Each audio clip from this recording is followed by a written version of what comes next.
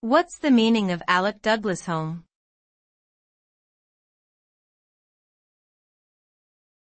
Alec Douglas Home.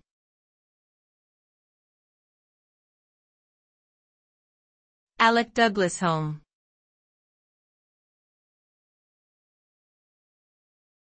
Alec Douglas Home.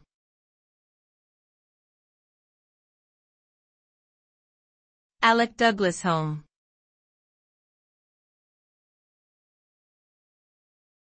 Alec Douglas Home.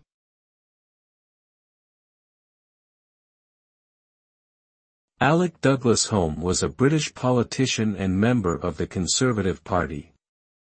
He served as Prime Minister of the United Kingdom from October 1963 to October 1964. Prior to his premiership, he held several high-ranking positions within the government, including Foreign Secretary and Leader of the House of Lords. Despite being a member of the aristocracy, he successfully transitioned to modern politics and played an important role in advancing Britain's interests during the Cold War. He is remembered today as a competent statesman who helped guide Britain through a period of significant change and turmoil.